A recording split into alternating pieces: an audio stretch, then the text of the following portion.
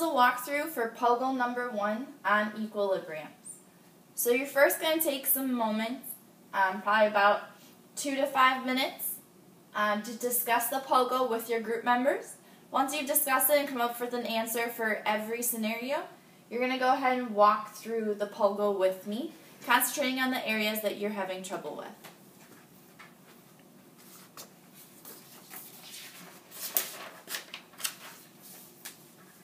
So your first POGIL on equilibriums talks about a factory situation. I drew a diagram of my factory. It can hold a maximum of 100 people. 20 people exit and 20 different people enter every hour to go on their break.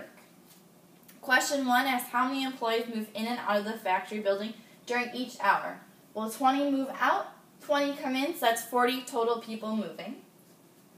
For number 2, the ones who move in and out, are they the same people?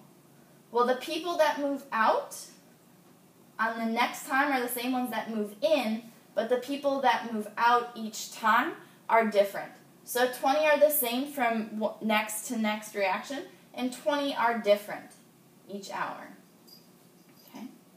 Does the number of employees in the building change from hour to hour? Well, the number in the building always has to be 100, so that number doesn't change. The number coming in and out also does not change. So we have equal number out as come in. Number 4, we're looking at that's said to have a dynamic equilibrium. So based on our understanding of how the staff move in and out, explain what is meant by the term dynamic equilibrium. Well, an equal number of people are moving out as are coming in. So 20 moving out, 20 moving in, the same number being inside always being 100. Therefore, my rate out is going to equal my rate coming in. And that equal rate is what's going to establish our dynamic equilibrium. Continuing on to question 5, talks about the hydrogen and oxygen reaction always at equilibrium. So it asks you, does the amount of molecules in the reaction vessel change? Well, no, there's always going to be the same number of molecules. Okay, the same number coming out as going in, same inside that reaction vessel. You're not changing your amount that you have. Number 4, is the reaction still proceeding in the forward direction? Well, yes. And in the backwards direction, yes, it is. They're both proceeding in the same directions, just like my factory. The same is always going out and they're coming in, so they're going forward and backwards. Are the concentrations of the products and reactants changing? Well, no. Just like before, I still have my concentration of 100 people per factory. That's never changing. It's just how many moving out and in are changing. Number 7, are the rates of the forward and reverse reaction the same? Well, yes. The same number are moving out as are moving in, so my same amount in my forward direction are equal to the amount in my reverse direction. So does the heat content of the system become constant? Well, yes, the heat content will become constant. The amount of energy needed to move forward as move backward is equal to my amount of heat. Therefore, my energy in is going to equal my energy out, so my temperature of my system will remain constant. Looking forward to exercises 1, 2, and 3. 1 and 2 ask you to show a dynamic equilibrium.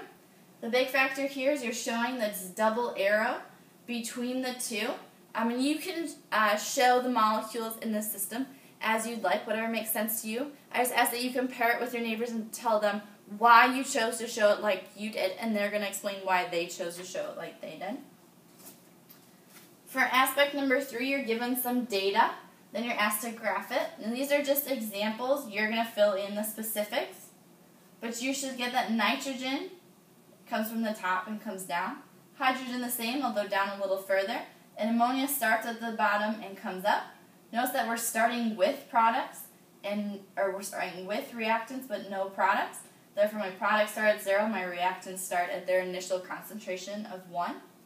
And in about 3 minutes' time, they all establish equal rates, where they kind of flat line out. Their rate is neither increasing or decreasing. So we notice that the concentration is no longer changing, but they are at constant,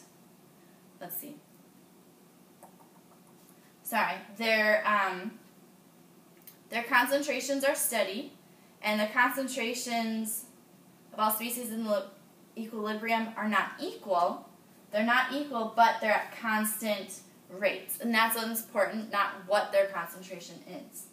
Then it asks you to show what would the graph look like if it went to completion. So if this wasn't an equilibrium, well, therefore, if it went to completion, I would use up all my reactants, so they start at their initial concentration and go down to completion. My reactants would start at my products would start at 0 because we wouldn't have any, and they go to completion and end up at whatever final concentration they would be in.